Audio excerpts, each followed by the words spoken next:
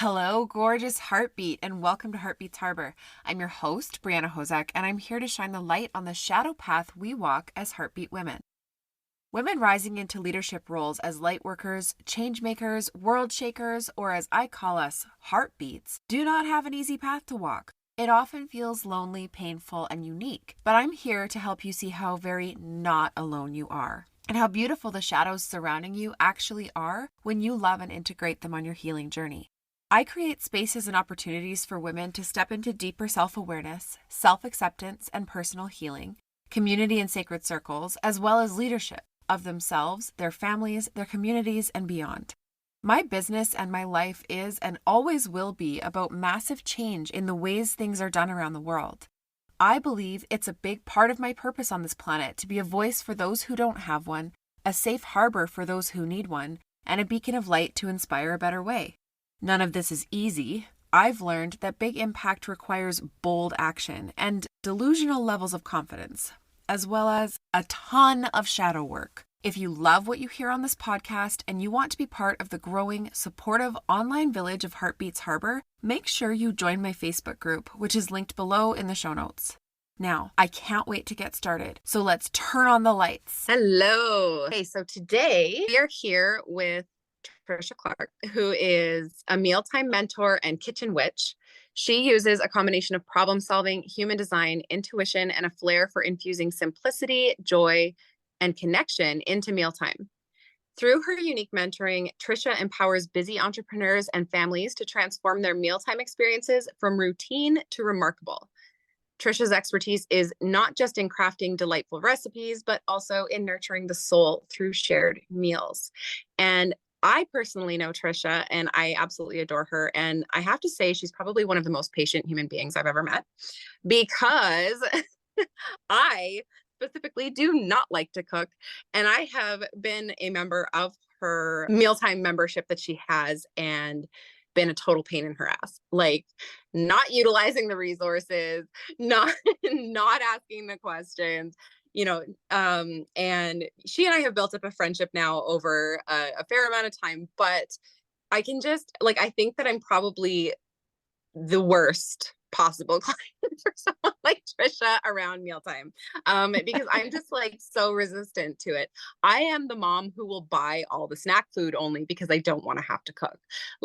That's how bad it is. And actually, it's really funny. I thought this is beyond divine timing. This morning, my oldest, I think what I'm going to actually do, Tricia, FYI, is probably sign back up for your membership, but have my daughter use it and not me. Okay.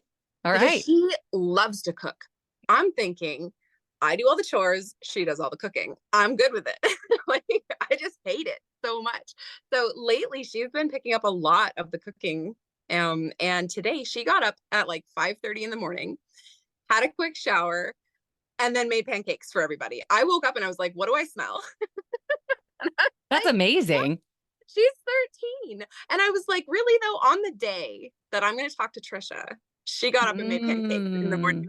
See, there's always a way. There's always something. And okay, before we really dive in, I have to say too, my absolute favorite thing with you is how you integrate human design into meals, into the food that we eat and all of that kind of thing. And I know that your focus is more on the intention behind it, but I love the human design piece. I think it is so fascinating that you were able to tell me that I like to eat cold foods versus, other things. I was just like, how do you know that? And I thought that was the coolest thing ever. And I think that that is something that is totally a game changer. And I know that you're integrating that into your kitchen witch AI thing and all of that. And I think that is so cool. When I talk about the intention, it really is, it comes down to whether you want to call it intention or the energy that we put into it. And so human design felt like such a natural fit because it's all about your natural energy. And so if we're using our natural energy and not forcing something, that automatically shifts our intention. It shifts the way that we show up, right?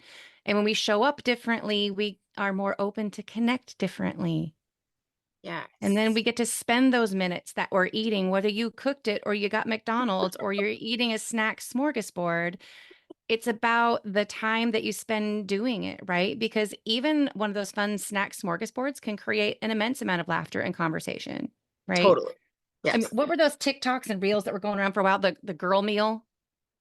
I don't know. You I remember never that watched one? And it TikTok. was like random crap that you pulled together, right? Because you're like a single female on the go or whatever, and like meals that made no sense. Like it was girl math, girl meal, something. I don't anyway. And I was like, there's nothing wrong with eating that way if that's what works in your season of life, which Yeah. we can get into all of that. But I love that that's the part that resonates with you because it is about the energy because that helps us with the energy and the intention. It's about doing it from the inside out and doing the things that fit for us. Yeah. And having that conversation with you was like the permission slip for me, to be honest. It was like, you like salad, top it with meat so that you have protein. Like it was Yeah. just literally like, I love raw. I love raw food, and not raw meat, but raw vegetables, raw fruit, like whatever. And I would put everything in a salad. Like I make the most Mm. complex salads, and I have a blast doing that, and I love eating that. My kids won't touch it. Well, my oldest will, but the younger ones won't, right? So having that permission though to be like, yeah, you like cook a big roast and just put that on your salad, or cook some chicken breasts for the week and put that on your salad, and literally have salad all week, and that's okay for you, and you don't Yeah. have to change that, and that's fine. And it was like, oh, Yeah. you know what I mean? Right. It was just like, well, that's easier, and I'm happy to make a roast or happy to cook up some chicken or some steaks or whatever, and just have that be my protein for the week, and make different salads all week and not have to cook anything. And that feels amazing for me. And now I just need to dive deeper and figure out what my kids' human design is around food, so that I can make meals that are Yes. Oh, yeah. healthier I for mean, them, but that they'll eat. so well, and so the beauty of that is the beauty of knowing your kid's human design is it's really going to help you understand the crux of the struggles that you may be having around the food, right? So I'm just going to start throwing some examples out there. Yeah. You like your human design chart says that you likely prefer cold food, right? Yeah. You may have a kid whose human design chart says they likely prefer hot food or they're very visual. And so the food needs to be pretty, right? And I Ooh. don't mean like fancy plating, Yeah. but if those are the three different cases and you're the most content making salad and throwing some chicken on top, like you can understand why somebody who wants hot food may not want to try what you made, right? Yeah, And while absolutely. you can't please everyone every day at the same table. Like that's just bullshit and it's never going to happen. So we need to quit trying. But we can create routines and processes where you can get close, or you know that tonight you're cooking for you because you come first. And if mama's not well, then nobody else is well. Yeah. Tomorrow night, it may be that you're going to really focus on cooking that really nice hot meal that your daughter likes because that's going to make her feel seen and accepted. And the next night, it could be the one who wants it to be pretty and they get to help you plate it. And it may not be so much about the food and the taste, but the presentation of it. And now they feel seen and heard, right? That is so cool. That is Like they're so cool. very simple. I say simple, we can break it down and make it so much easier than we're making it on ourselves today with all the coulds and the shoulds and the expectations that we apply to ourselves. Yeah. One And I random think, idea before we move on as we're talking about salads, I want to challenge you to take it a step further. So you have to prep all this stuff to make that really complicated salad. What if you set it up like a salad bar and let your kids pick and try the things they want without it being mixed together to pick and choose and make it a game of creating new flavor combinations? that is so fascinating. And I think my kids don't like trying new things. But I think that if there was a way to get them to eat salad other than Caesar salad, they will eat Caesar salad. But I think that's probably the only way that it would work, right? Yeah. I love that. And I would never think of that. Like that's brilliant to just put out all the separate pieces and let them put the pieces that they want in their food. And I think that Yeah. that, And encourage them to try the separate pieces alone, yeah, which yeah. might be different than trying it all mixed together. Right. It, Well, and, and again, it's I do. experimentation. I will say, like, I do make them try everything. I'm that Good. mom, right? So I'm the like, no, you have to have one little piece of a pepper. Eat it, gag on it. I don't care. You're eating it. Like you're going to try one like once in a blue moon, just so that you eventually develop a taste for it. Right. Like that's my We always method. we always did the 3-bite rule. That's a good one. Yeah. And my mom called it a hate portion. You had to have I it. love that too. So like exactly. So there's always ways, right? And I think one of, like you were saying with the shoulds and the coulds, is like giving ourselves the permission for them not to eat an entire plate full of healthy food and just to have a couple of bites and let the rest be to their taste. And not that it has to be unhealthy, but like my kids are obsessed with mac and cheese, pizza pops, all of those kinds of things. And it's like, okay, but as long as they've had that bite or 2 or 3, whatever, of this healthier piece of it, like I'll put carrot sticks with it, or I'll put, something like that. And they may not love it. They're very texture based. I think both my younger kids, it's like, they will chew on something for an hour, right, and have sucked all the moisture out of it, and I'm like, drink water to try to swallow it. You're not spitting that shit out. Like I'm like, you're eating it. But I think giving ourselves the permission, right, that's okay. Yeah. That one bite is enough. That they are one of the things I do know as far as like parenting goes and all of that is that taste buds change a lot throughout childhood. They vary like crazy. And I think one of the things, I'm a strange mix, because when I was growing up, it was like you eat every bite that's on your plate or you're having that for breakfast, right? Like it was to the extreme, because we were poor. Like we had nothing. So it was like you eat what you're given and I don't care, or starve kind of thing. And I don't replace. So like I only make the one meal that I make. I'm not like, okay, well, you don't like this, I'll make you something else. I don't do that.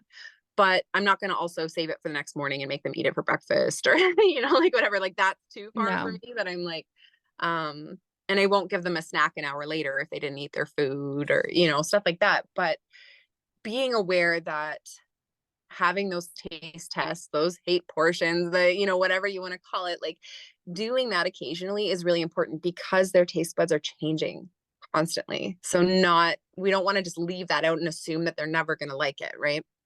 No. And I used to get so frustrated because my kids would obsess about something for a while and eat it all the time, and then decide they hated it. And I would get so frustrated.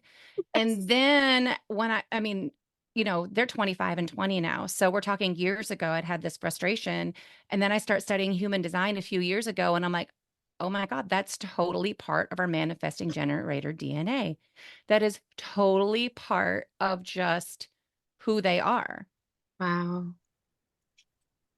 And the earlier we can learn that and understand it, even if it doesn't change it, right? It makes it easier to accept it. Yeah. Yes. Yes, sometimes kids are just being obstinate and trying to establish a sense of independence and control. Every kid does that. That's what we're wired to do. It's how we grow. But sometimes it is simply just the way that we are, and understanding what is ingrained and separating, not just assuming they're being obstinate and difficult, removes a lot of headache. Yeah. Well, and one of the things I always said, like I was a parenting coach for a long time, and one of the things that I always said was give them choices as much as you possibly can. So of course there are parts that we need to control as the parent that are our responsibility to keep them safe, to keep them healthy, all of those things. But the old paradigm of like, do as I say, no matter what, and all of that, like that isn't working these days. And there's a reason for that, right? It's give them as much choice as possible. Give them the feeling of I have control over my own life, so that they're not rebelling. Right. And this goes across the board. It's my oldest daughter. I don't think she's old enough to have a boyfriend, but she has a boyfriend, and I know about it. And here's why.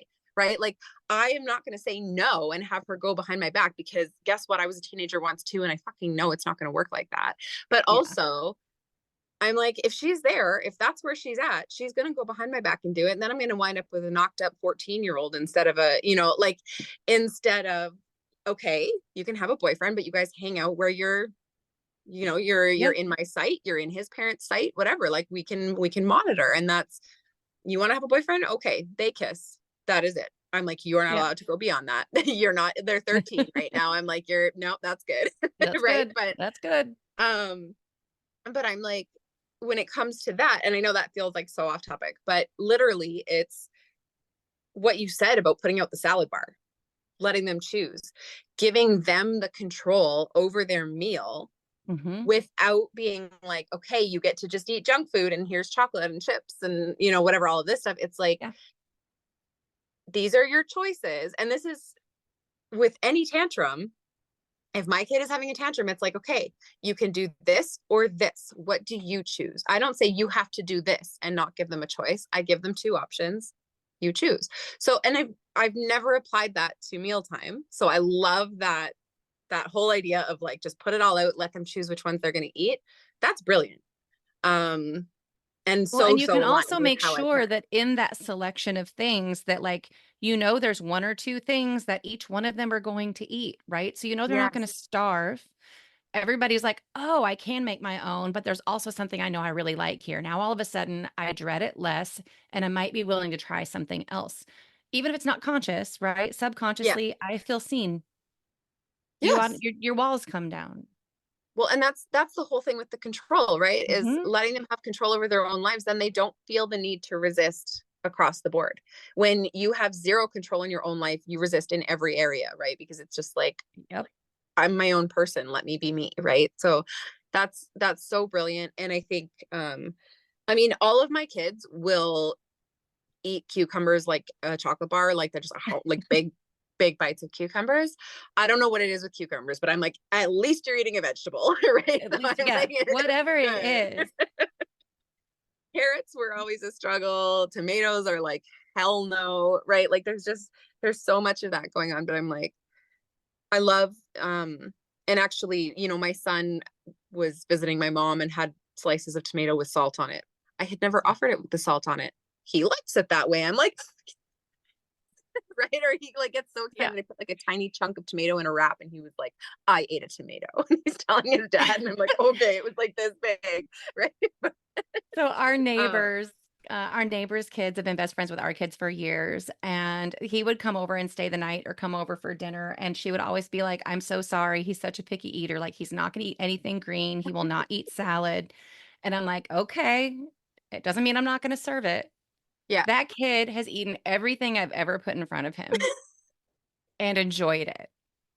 Right. So it's really easy to figure out. Like, all you have to do is send your kids to somebody else's house and have them serve the same thing, and you're going to find out whether they're being difficult or not. yeah, yes, and I do find that with my oldest. My oldest, like Yeah. she was the best eater and she's hit this phase of like, I think she wants to fit in with her friends and only like junk food. Like she really was the healthiest. Like she just loved all the vegetables. She loved all the, whatever. And now she's like, I don't like carrots. And I'm like, excuse you?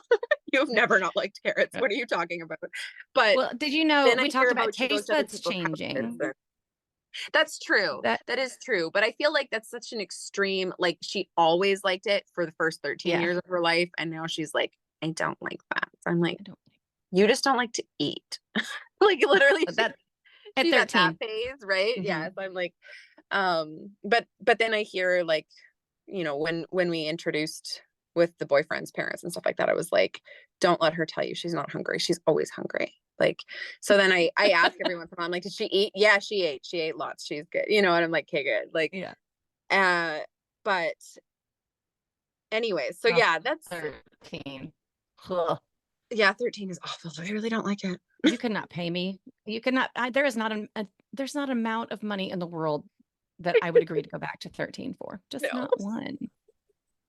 All right, one last tidbit on trying new foods, and we'll move on because I Okay. think this is really interesting. And I think it's something we have a tendency, especially as parents, to forget. Like, we don't want to fight with our kids. We're tired at the end of the day, and we're like, if you don't want it, fine. I hope that you're not cooking them something else. If you are, let's talk and figure out ways to break that habit. But Yeah. it can take up to 8 tries for children to like new foods. 8 tries. So Yeah. don't give up on two.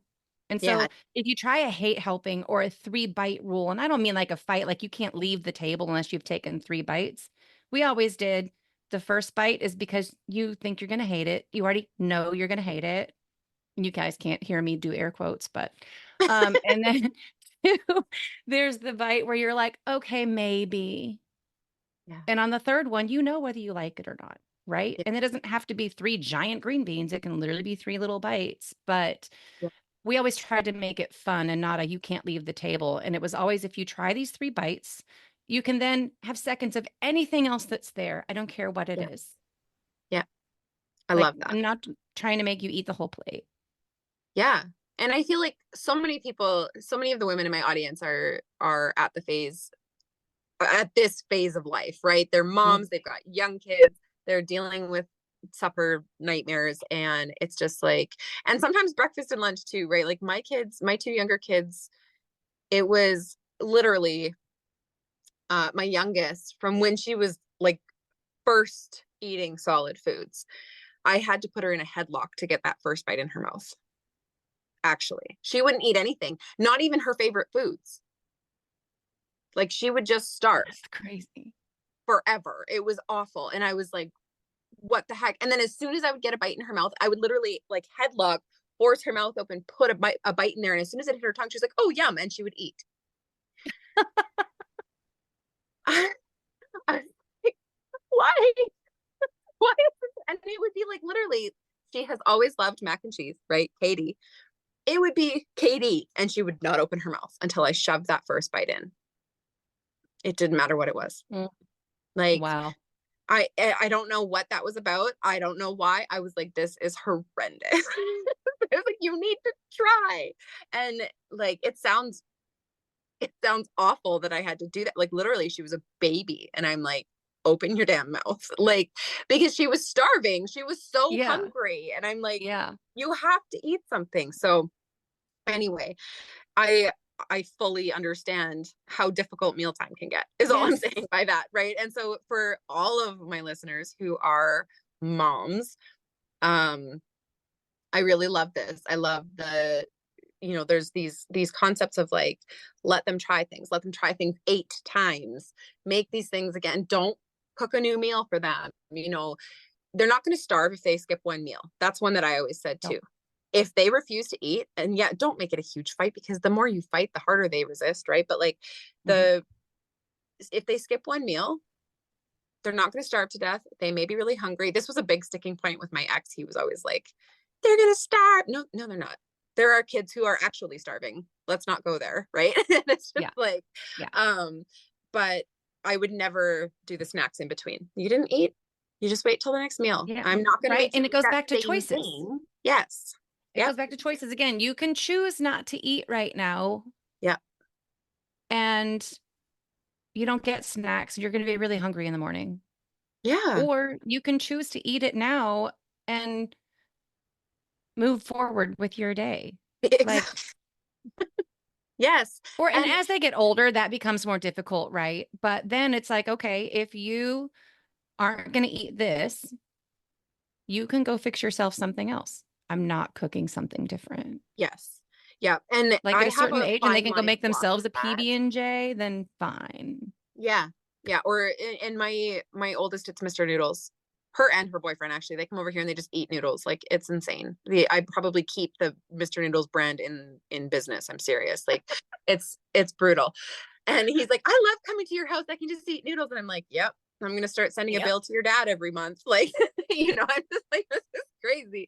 But, I found a great cookbook, as total sidebar, which has been most of this conversation, which are kind of my favorite anyway, because I'm like a cracked out squirrel. But I found the most amazing cookbook, and it's like 101 things you can do with ramen. So think budget, right? Because it's using the noodles and the seasoning, but it might be a great way for your daughter to play with new recipes and expand and still get her noodles. Yes, you'll have to send that to me. Yeah, I'll find the link. I bought it for my son, the 20-year-old who's away in college, right? And he loves ramen noodles, but he also likes to cook. So I'm like, okay, let's bridge this gap. I love it. Well, and so does my daughter, right? She does like to cook, and she Yeah. loves to be like, can I make this recipe? And she does have, like, she has her one cookbook. I have no cookbooks. I got rid of all my cookbooks. I'm like, I can Google something if I need to cook. Like, I don't like cookbooks. I'm like, they just take up space in my cupboard. But you know me, I declutter everything, right? So I'm like, Yeah. get out, get out, get out. But she has her one cookbook and she'll come and be like, can I make this? And I'm like, we don't have half those ingredients. And she's like, well, can you buy them? And I'm like, no, I don't want to. Like, why do I need to buy all those things? Those aren't things we're gonna eat. I don't think that recipe sounds good. I end up buying them most of the time, but it's like, she does want to experiment, but then she's also like, in front of anyone else, she's like, I'm just gonna eat noodles. I don't It's 13. I'm telling you, part of that is I 13. know. So funny story. And this kind of goes into where I think something that might be fun for her. I know you mentioned signing up for the membership and her being the one that uses it, but we've been talking a lot about the kitchen witch, but I came home from a camping trip on Monday to find that my fridge and freezer were out. Whole house smelled funky. And No. I mean, you know me, I'm obsessed with food and I keep a lot of food. Okay. Yeah. The amount of waste and the amount of money I threw away in those trash bags was Oh, heartbreaking. no. And I was just like, oh. So had the repair guy come in. He's like, no, it's toast. I'm like, great. So not only did I throw out all this food, I now have to go buy a new fridge and I have to restock a fridge. And I literally just told my husband, our house is full of food. For the next 2 weeks, we're not grocery shopping. We're just going to get by with what we have. And we're going to use the kitchen witch to create recipes that we're going to eat based on what we have. This will be a fun, creative challenge. Oh They my may not be God. the healthiest meals ever, but we're going to get through all this shit in our house. Walk in, fridge is down. So's the freezer, everything melted. Oh I'm like, no. oh, shit. So what do I do in normal ADHD hyper focus manifesting generator style? What do? I go through the entire kitchen, the deep freeze, the pantry, everything. And I make this giant ass inventory of every single thing we have in the house. Ken's like, would you please sit down and stop? And I was like, no, I'm on a mission. And I have this great idea. And he's like, oh my God, here we go. And so I do the whole inventory and I uploaded it to the Kitchen Witch. Mm-hmm. And I was like, create a meal plan using primarily everything I have on hand. I'm willing to buy a couple of meats and some fresh produce each week, but that's it.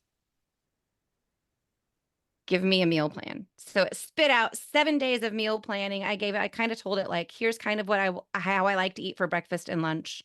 And I only want to cook 3 times a week. And so it spit out, and it's got some tweaking to do, but it spit out the meal plan, the recipes, and the grocery list. So I'm thinking about your daughter. If she's like, she's got this one cookbook, but if she could go in and say, I have these things on hand, what can I make? Yeah. Total game changer. And she would love that. Total That's game why I'm like, changer. I think she needs that. And I wouldn't, like, she wouldn't, I don't let her have Facebook, so she can't use the Yeah. Facebook group and, all of that. But like, the Yeah. Kitchen Witch, total game changer for her. And honestly, if she can come up with a meal plan and I don't have to do that, and then I can just plug it into my grocery, because I don't even grocery shop, Trish. I don't either. literally, I order. I do too. Why would I live go in to the a small grocery town. store? There's no grocery store here. I have to drive for half an hour one way to get to a grocery store. So I'm like, nope, I just order it. So literally, I could be like, you make up your meal plan for the week. I will order the groceries for the week. Like, I I love that literally believe this so day much. and age, no one has a reason to go to the grocery store unless they just want to, or they're like, I've got to pick out my own produce. And I'm Yes. promising you that after a little bit, you can let that go when you realize how much time and energy it saves you to Yes. not go people that hard. Yes. I totally get the produce thing. And I have like, I have an uncle who literally is like almost completely vegan and whatever, all of this stuff. So he's very particular with his produce. He's got like a very special diet, whatever. And he's got to go to the store and do that. And I'm like, I get it. I do. I hate getting like a half smashed bag of apples. You know what I mean? Like that drives me nuts. And but the thing is that most of these grocery ordering apps, like the one that I use, if I'm like, hey, half this bag of apples was smashed, they refund me. Yeah. I get that money back in and I still have half a bag of apples that is good. You know what I mean? So I'm like, it's not the end of the world. It's something that I can totally let go of instead of an hour's worth of driving, all the gas that costs, which gas is through the roof, all of that. I'm like, totally. I And then order what every about taking your kids to the store with you, which is like, oh, oh no. I'd No. rather stick needles in my eye. Yes. It's so bad. It's so bad. And I am like the queen of no. I'm like, I will be like, nope, no, I'm not buying that. No, I'm not buying that. My kids will not stop asking. They don't have a like, okay, she said no enough times. There's no, and I'm like, you know that no means no. And once I've said it once, I will never change my mind. I never ever do. I stick to that and they still, can we have this? Can we have this? Can we have this? Can we have... And I'm like, oh my God, I'm gonna lose my mind. So, okay.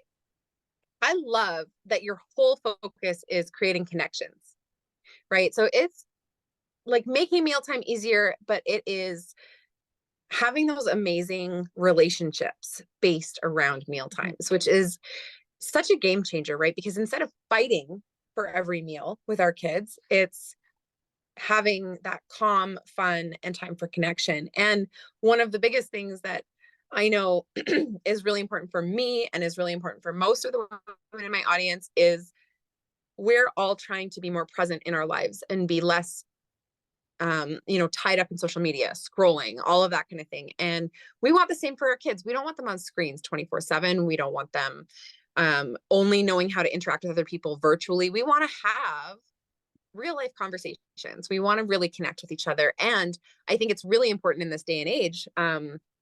We're starting to lose a little bit of the like family unit importance. Like people kind of are walking away from that almost. And I don't want to go into a big tangent on that, but I think that it's really important to bring that back and have our kids really feel safe and connected at home.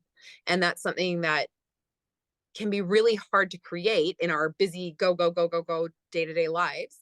And I think that your perspective on mealtime is such a shift for this. Like, even if this is the only time of day that you connect, making this really intentional and making it a time of connection is a total game changer as far as all of that goes. And it goes back to, when we were growing up, we had conversations around the dinner table. We didn't all eat separately. We didn't all sit there on our phones. You know what I mean? Like it's a shift backwards that is really needed, I think. Yeah, it's interesting that you say that. My experience was very different in that I don't remember family mealtime.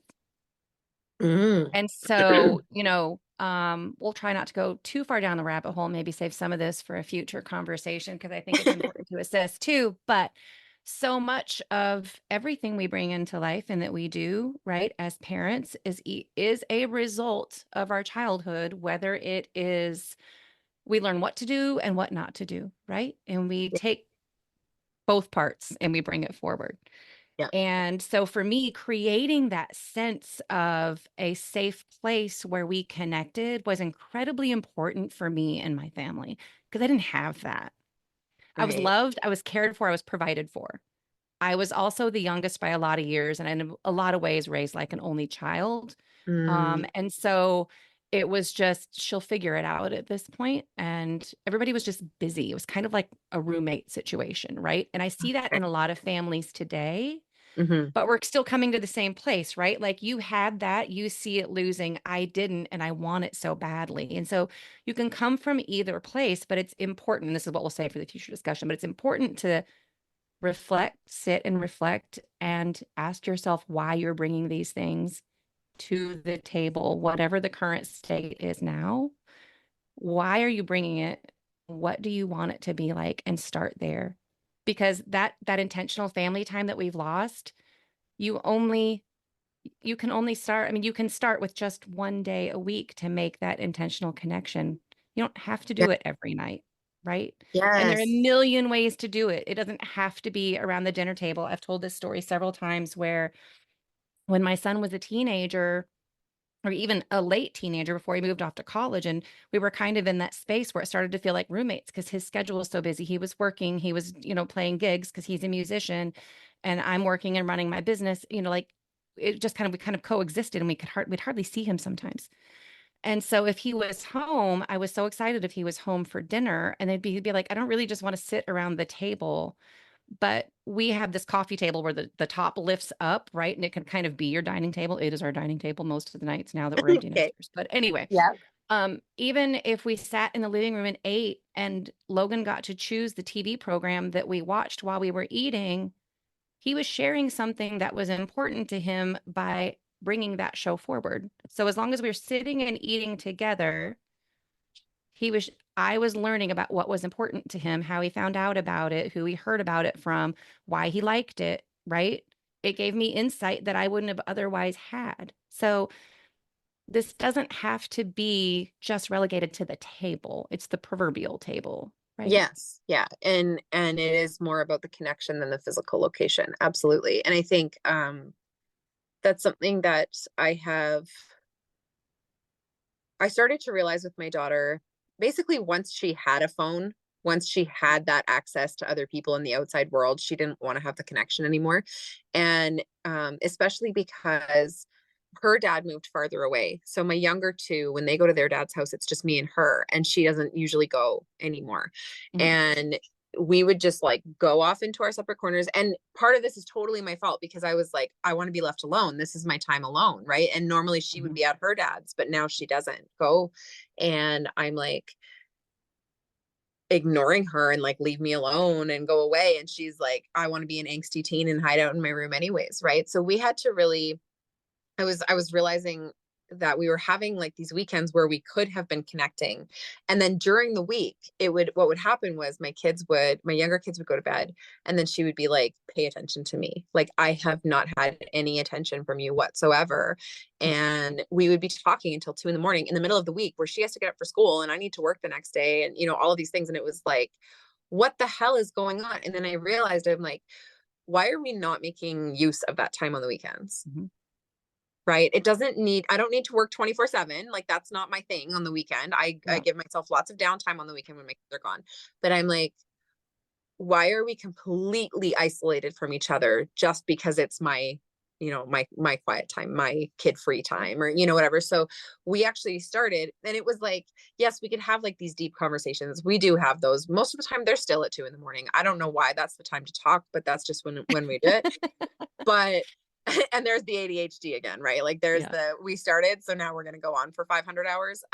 But what we started doing was, we would first of all make a healthier meal, because it's so much easier when it's just the two of us. There's no fight over it, right? Mm-hmm. Because she does like that healthier food. So we'd make the healthier meal, and we picked a show to watch together. So first we watched Gilmore Girls. We went through all the seasons of that, right? And we found something to bond over. And she actually thinks that we are like Lorelai and Rory. Like, she's just like, that's just who we are. So I'm like, yep, you keep on thinking that. Like, you keep coming to me and telling me everything, because that's what I want. Mm-hmm. Right. So I'm like, good. And then now we're watching Friends, and like whatever. We're for whatever reason, like, I never have been a big TV person. I never let her be on TVs much. My younger two, it's a big struggle because their dad lets them, but I don't. So they fight that hard. Right. But I think then she kind of feels like it's unfair because they get more screen time than she does, in a sense. Right. And I'm like, now that she has her phone, that's not true. But before it was like, no, you don't need to watch TV. Come help me do this. And she's like, but they're watching TV. I'm like, yeah, but you don't want to watch Paw Patrol. Right. Like, it was just we were just butting heads. So now it's like this intentional, which is such a weird word to use with TV. Like, we're just watching TV, but it's a really intentional TV time. Do you know what I mean? It's something that we can bond over. So I love that. I love that it's not just about the table, right? It's just, that is just the way that we're choosing to connect. And I do find, like, when we do have a family meal during the week with everyone there, I'm not paying attention to her. I'm not. And it's not because I don't care. It's because the two younger ones are such pains in the ass that I'm like, Casey, this, Jace, this, Casey, this, Jace, this. And it's just like constant. Right. And I'm like, so she just gets like completely ignored because she's not making a big stink. Right. So, it's really good to bring it back. Have you tried, when you guys are during the week, when you are all at the table, have you tried introducing like some interesting conversations you can buy? I know you can buy them in terms of like table topics and all of that. I have the cards. I have tried. I'm like, it's literally, I think my son is autistic, first of all. So he's very, very like, it's beyond the norm of like the level of difficulty. Mm-hmm. But Yeah. it's like, I will say something, he'll be like, that's not true. And I'm like, what are you basing that on? Like, give me some info on why you're saying that's not true. Right. And it's like he will just nope, that's not how it is. Nope, I disagree. Like and he will not have a conversation around things. Unless he's in the mood to talk about something, which almost the only thing he's ever interested in talking about is Minecraft. Like it's just, I try. I try. Yeah. But the whole time it's like, yeah. he tells me that things are soggy. That's his word for gross. So he'll be eating something. He could be eating a cracker and it's soggy because he doesn't like it. It's, like, that's just How his old word is he? for everything. He's 7. He's 7. I don't know what it is with the word soggy. I don't know why. I don't that's know. That's gross to funny. him, You but might I know. you might try letting him, and maybe you have. So these are random ideas and things that, again, experiment. That's my favorite word. Yeah. Is letting him pick the question or come up with the question. Yeah. And that for me, every time it's like Minecraft. So let it be like, if you were to create a Minecraft world, what would it be? And I do that, and I suffer through that conversation because it's miserable for me, but I'm like, it's important to him, but I can't do it every time because everybody else is like, this is so boring. Oh, no. So that's it. I'm going to come up with a list of questions that we can somehow maneuver away from Minecraft. Yeah. But for anybody listening, I do have a free list of like 20 different conversation starters because they are a great way to get the conversation rolling differently. And the whole reason I'm asking these questions is because we all have a tendency to say, how was your day? Yeah. What did you learn? How was your, what did you eat for lunch today? Right? Like nothing that we even want to talk about if somebody were to ask us. Exactly. Like, right? And say, so boring. I love questions like, what's one thing you wish somebody would have said to you today? Or if you had one superpower, what would it be? If you could pick one superpower, what would it be and why? I love that. Right? You get so much insight when you add the and why, or what would you do with it, to how they think about the world. Yeah. And I think that even somehow, even though the Minecraft conversation is miserable for you, there's a way to work that in without it all being about Minecraft and yet still sort of related, if that makes sense. And I'm going to noodle on that one a little bit because you know me, like you say, you're the biggest pain in the ass client, but the truth is you're like my favorite challenge. I love that? Yeah, you're my favorite challenge because we both know, and we've even talked about it a little bit, like you're so resistant. And I know there's a reason why. And we've tapped at it a couple of times. Yeah. And we haven't dug deeper yet. And I think that's mainly because it's not the right time. Yeah, with everything else. Your subconscious is telling you it's not safe for us to go there yet. And so I'm not pushing. Yeah. It's not the season. But there are ways, even though it's not the season for you to address that piece, there are ways we can make this whole thing easier for you without you feeling like you have to change everything about the way you live or address some of those deeper things that are like, no, I don't like it. Yeah. And I think honestly, like, and I'm into shadow work. I love digging deep into things, but yeah, for whatever reason, that I have so much resistance around. And I love that you respect that and like, don't, because I'll just be like, no, if I don't want to, I'm not going to, right? That's how I've always been. But but I'm really loving the idea of having my daughter use the kitchen witch and letting her take over mealtime because she loves it anyways. And then that kind of frees me up to just be part of the conversation in the Facebook group and just be, you know what I mean? And just kind of have that piece of it. And I can because hopefully you get ideas quote, in there unquote, that you can explore my problems safely here, explore, but you get ideas in there that you can then talk about with her, right? Like, hey, we had leftovers of this. I was in the Facebook group today and she talked about repurposing into this. What do you think? Right. And I think even just all of that will naturally help you.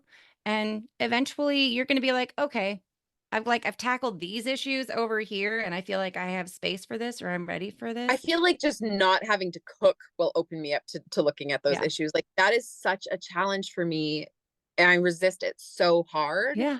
that it actually is like it's a big problem for me every single day of every single week, right? Where it's like Okay. it's making my life miserable. So I think removing that need to cook, as much as it's like, okay, you're gonna make your daughter Cinderella. I'm not. Like I'll do all the other chores.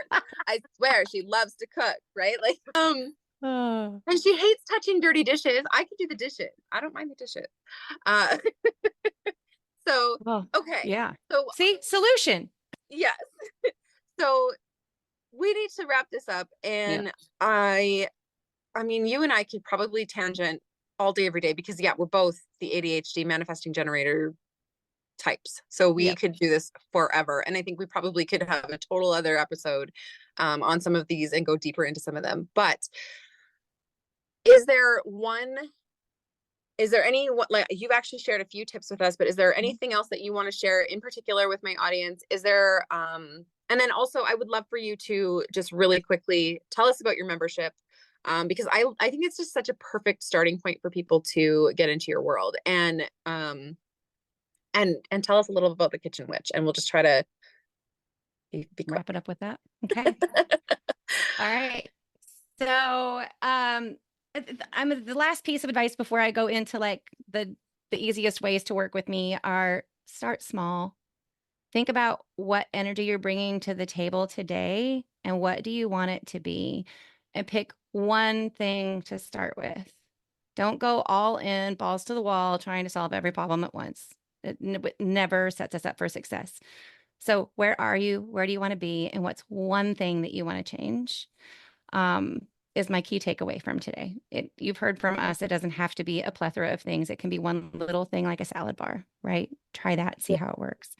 So, my membership is called the Cook, Connect, and Conquer Club, and I've designed it to be a member driven membership, meaning Yeah. it's a Facebook group. Level one is a Facebook group where you come in and you get to ask me your one question a week. Ask me anything, and I will answer it personally in the group or via Telegram, depending on your preference, depending on how deep and problematic that question might be. It's totally up to you. And then we also do monthly and weekly challenges in there. So when I say monthly, the theme for September is repurposing leftovers. And so every week I'm giving you a challenge to repurpose leftovers in a new way and giving you ideas on how to do that to get those wheels turning on ways that we can simplify and not feel like we're eating the same thing over and over or reinventing the wheel. Yeah. And that level one, I've decided today that it is going to come with the standard kitchen witch. And the Kitchen Oh, Witch is my baby. It is an AI chatbot that I've trained to be a cooking expert, a recipe generator. She's got some high level human design insights in there, and she's great for asking. I have these three things in my cabinet. What do I cook for dinner tonight? She's really designed to eliminate the decision fatigue. She's designed to save you time and energy. She can create meal plans and grocery lists for you on the fly, like in minutes. And so we're really knocking down that first obstacle to say it takes too much time to meal plan, or I just don't know what to cook, because you don't have to scour Pinterest and Google through 20 recipes. She's going to give you however oh, many you ask her for. that's so amazing. And I really, I do look forward to, my daughter's gonna love playing with that, FYI. But I even look forward to like the quick, I have this, and this, what should I make? Like that, I know I didn't explore it enough before when I was in the membership, and coming back into the membership, I will, I promise. But So especially level when one it's is not me mainly $22 a month. doing it for myself. It's $22 a month. You guys, Yeah. it's a couple cups of coffee at Starbucks or like one fast food meal out for you and two kids. Like literally $22 a month. And I promise you, it will save you time, money, and energy. And it's just an amazing, right now, small community of women there to lift each other up. Yeah. And the whole idea is to build connection and community for us where we often feel like we're not getting it, to help us figure out how we can create it. And I love that so much. And I think it's like, I want to really point out that you have both abilities. So if you're someone who loves to cook and experiment with new things, this membership is so freaking perfect for you, because Tricia is like the experimental queen. Like, she loves to experiment with different things, come up with new recipes, all of that kind of thing. And if you're someone like me who hates to cook, who hates to experiment, who does not like to explore, it still can help you with that decision fatigue. And decision fatigue is a big freaking deal when it comes to being a mom, right? Especially that is like, we just have to make decisions for everyone all the time, and we're exhausted, we're sick of it. And we've all had that feeling of, what the hell do I make for dinner that I'm not going to have to fight with my kids because I'm exhausted?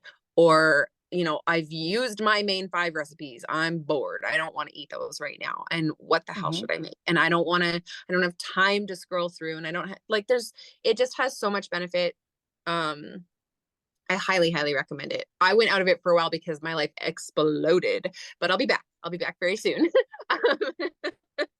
And yeah, I definitely highly recommend it. And we'll make sure that we drop all of your links in the show notes for this episode. I really want to thank you for being so patient with me over all of our time together so far. And anyone who is listening to this,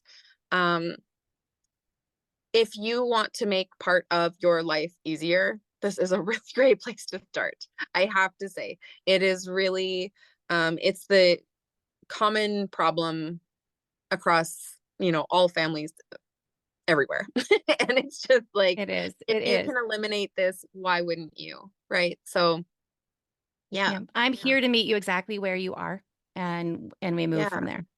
Yeah. And that's the beauty of working with Tricia. So I highly recommend her. And thank you, Tricia, for coming and talking to me today, and going down all of our rabbit holes. It was lots of fun. But thank you for having me. Yeah. And I hope that lots of the women in my audience come and connect with you, because I'm all about simplicity, and anything that I can do to sort of remove that decision fatigue, remove the complexity of mealtime, like all of those things, and really across the board in my life, it's so important. It just, especially as a mom, especially with ADHD. And by the way, I've done the whole thing where I like took an entire inventory of my pantry before, and that was when I didn't have the kitchen witch. Okay. Why do we do that? It doesn't last. I never have updated it when I've done it. I've never even updated it once. I've done the whole inventory and never ever updated it. Okay, so. Total disclaimer is manifesting generators. We are wired sometimes just to burn energy, even if we don't do anything with it. So even if I get 2 weeks of meal plans, it was worth it. I didn't sit on my ass for 2 hours, and I burned some energy. But that's the thing. I've done that, but I've never done anything with it. It has never helped me. So being able to plug that into the kitchen witch and have that actually give me a result, total game changer, right? Like, that is, oh my gosh. Yeah. So next time that I get onto a spree like that, and I decide to take entire inventory of everything in my everywhere, I will definitely be plugging that into the kitchen instead of just into a spreadsheet that I do nothing with. So amazing. Okay. Thank you so much for talking with me today. And for anyone who's listening, go check out the show notes to get in contact with Tricia, check out her membership. Again, it is like the price of a few cups of coffee, and it'll be a game changer for your mealtime, especially if you have kids. So, but not even just if you have kids. So I definitely recommend. So I will talk to everybody next time. Bye.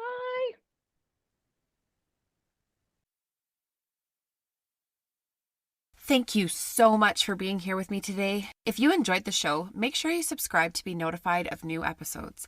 If you really love it here and want to help spread the light, please take a moment to rate the show and leave a review. They help so much. If you love listening and want to be part of the interactive and incredible online community we're growing, make sure you click the link in the description box and join the Facebook group. I promise you it is not like other groups you've been in.